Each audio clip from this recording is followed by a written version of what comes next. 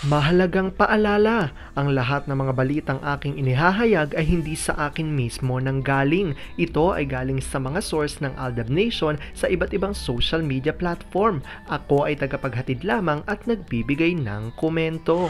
Magandang araw mga Aldab Nation! May panibago na naman po akong update para sa inyong lahat. Pero bago natin ito umpisahan ay huwag niyo munang kalimutan na mag-subscribe sa aking YouTube channel at i-click mo na rin ang katabing bell button para maging updated ka sa mga latest videos na i-upload ko. At kapag umabot na ng 100,000 subscribers ang aking channel, ay may sorpresa ako para sa inyong lahat. Alam kong excited na kayo, kaya naman ngayon, umpisahan na natin ang ating kwentuhan. Ang pag-uusapan natin ngayong araw na ito kung saan isang laos raw na tumitira kina RJ at Meng, nakakagulat dahil mamamaalam na. Sino nga ba ito? Tila ito na nga raw ang hagupit ng karma sa kanilang mga kasinungalingan. TVJ nagsisinungaling raw sa mga pahayag, tila nakakatakot na balita naman ito. Gaano nga ba ito katotoo at may sapat nga bang ebidensya ang makakapagpatunay rito? Well, alam kong gusto niyo na yung malaman, pero bago ho yan ay bibitinin ko muna kayo ng kaunting-kaunti lamang kung saan magbasa muna tayo ng mga nakakatuwang post ni My name is Theo01 sa Twitter. Kaya naman huwag na natin patagalin pa. Sabi niya sa kanyang tweet, pasensya na, walang time si daddy sa part-time relationship. Sa ibang naglalaway sa kanya, trabaho at pamilya lang ang focus niya, lalo na sa mga programs sa school ng mga bata. Lagi ang present doon kasi hindi niya gugustuhin magtampo ang mga kulit sa kanya. Isa-set aside ang lahat, need sila ng mga bata. Hay mga timang na pasilip-silip na lang at hindi makaatake sa hotness ni Baby Cute dahil walang bayan, at sa piling fans ng sakling na madalas tawagin Dilulu Baby Cute. Basta honest Baby Cute nung sinabi ko dati na matagal na silang wala. Hi Tita Jules at sa mga playmate at sa soon to be baby mo.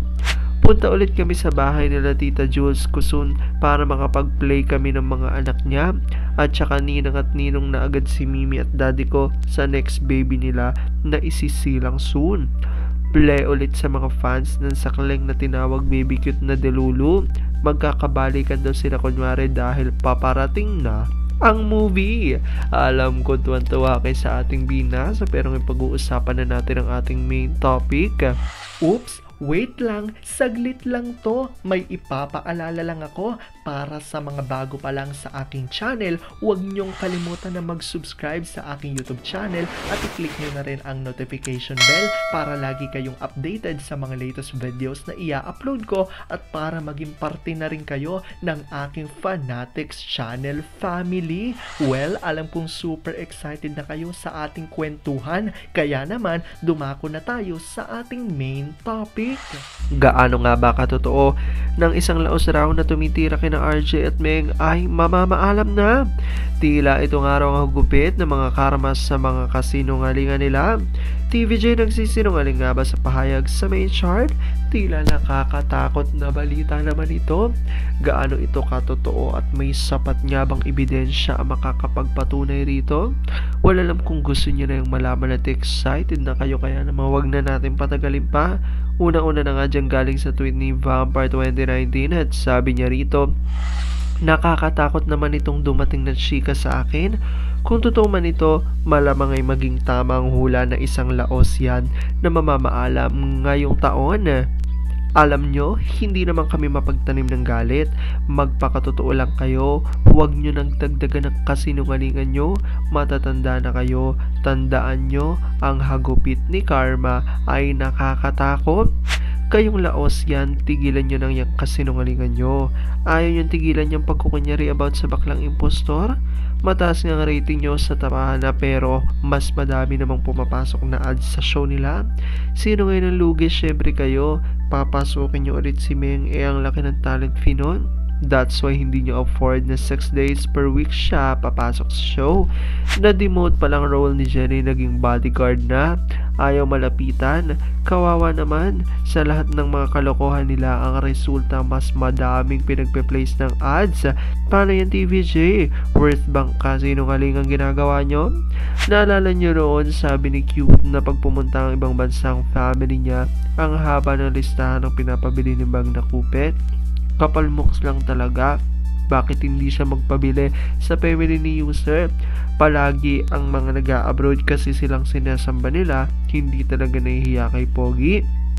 Sabi naman ni Twin Flame Australia, sana'y magbago na sila kasi matatanda na, hindi na nila maibabalik kung ano sila noon. Iisa lang ang direksyon ng pupuntan at papaunahin lang sinong unang tawagin. Sabi naman ni Gabriela Sayagaya, kasinungaling ang pinagagagawa ng Century kasama pang 2 century. Wala nang may gusto sa kanila. Hindi nabebentang cheap toilet jokes ng mga ulon. Ang masamang tao ay may masamang gawain at hindi mananalo. Aldab will be back. Ayan yung paninindigan ng mga Aldab Nation kung saan para sa kanila nga. Tila mga laos yan ay hindi rin totoo ang mga sinasabi. At dahil nga daw sa mga ginagawa nito ay unti-unti na sigurado magpapaalam mga ito. Ayon yan sa mga Aldab Nation dahil karamaraw sa mga di umano ginagawa kina RJ at Meng.